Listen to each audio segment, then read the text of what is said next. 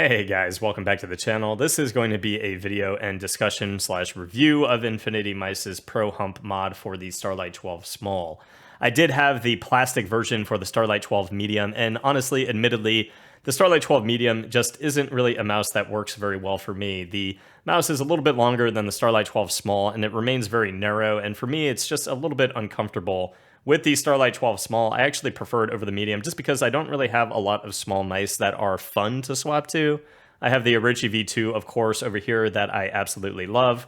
I like my Pulsar Mini, but in the category of very small mice, the Starlight-12 Small or the Cape Town really do stand out as far as well-performing mice that are in that small category.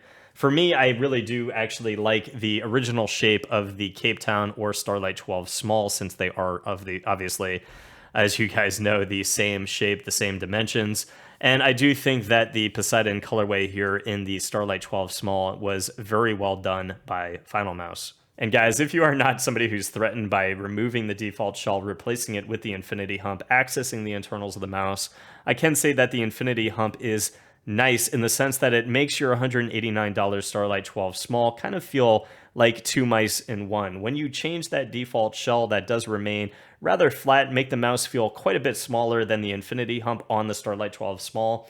It is nice to have two shells that make you have two very different experiences. The Infinity Mouse shell comes up quite a bit more towards the back of the mouse and gives you more of a well-rounded back hump on the mouse. Makes it feel actually more elongated and a little bit higher, giving you more of a hand feel in this bottom area of your palm. And guys, removing the shell is very easy. There are only two screws on the bottom 2 feet. The mouse pops right off from the top shell, and you will see that there's a third screw near the DPI piece of plastic. When you remove that, the DPI piece of plastic comes off, and the top shell actually does become removable from the other piece of magnesium, and the shell is very easy to swap on and off, as you see here with the Infinity Mouse Hump.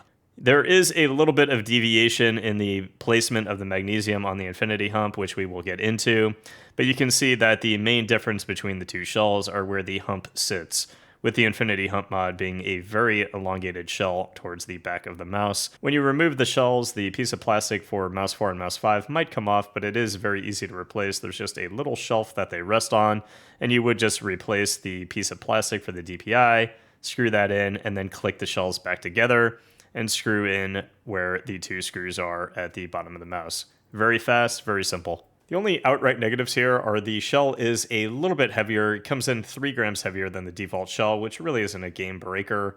The metal is dense and very high quality, and the texture is fabulous. In terms of aesthetics, I do wish it lined up a little bit better, but it does not affect performance in any way. I was able to test the mouse out live on stream, and I do think that I played very well with it, and certainly I'm not going to sit here and say that if you remove the default shell and put on the Infinity Mouse Hump, you're going to turn into the next Tens or the next Imperial Hell. I think both of these dimensions, both of these shapes, both of these sizes feel very good to me.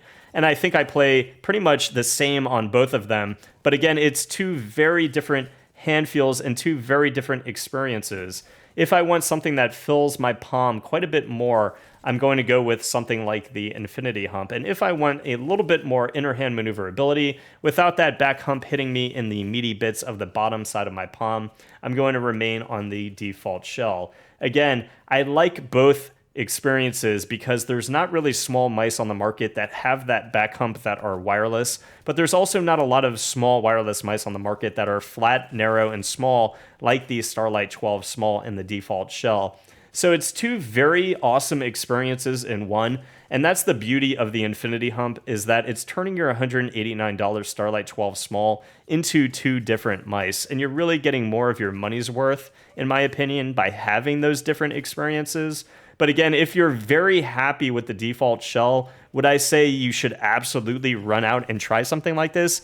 It's really more of an experimental thing, and if you are somebody who really does feel that the Starlight-12 is just a little bit too flat for you, this really could be your saving grace to make your Starlight-12 feel a lot better in your own hand. So guys, I do think that the build quality is there. This thing is a solid piece of metal. It feels sturdy. This thing is not something that is going to break. Again, a little bit thicker than the original shell, so it does add a little bit of weight.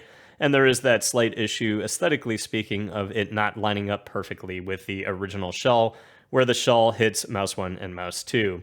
Again, that had absolutely no play, no difference in how the mouse felt, how the clicks felt, and overall, I do enjoy having the interchangeable shell that makes the flat Final Mouse Starlight 12 Small feel very different. It's like having, again, the ability to have two very different feeling mice without having to wait for Final Mouse to come out with a mouse that has dimensions that might work a whole lot better for you as a gamer, for you personally with how you feel, your shape preferences, and being able to just grab that, see if it works for you. If it does, great. If it doesn't, you can easily swap back to the original shell.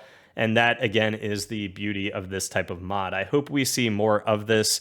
It takes forever nowadays, it feels, for new mice to hit the market and for new shapes and designs to hit the market. And the fact that people are taking the time to come up with these very creative approaches to how to make these mice feel very different without having to wait for an entirely different mouse, I really do enjoy it. I like this custom aspect of the market, and I hope to see more from Infinity Mices in terms of all of the options, all of the ideas they might come up with to make these mice feel very different in the future. I hope that helped, guys. If it did, please leave a sub to the channel, and I'll see you guys in the next review.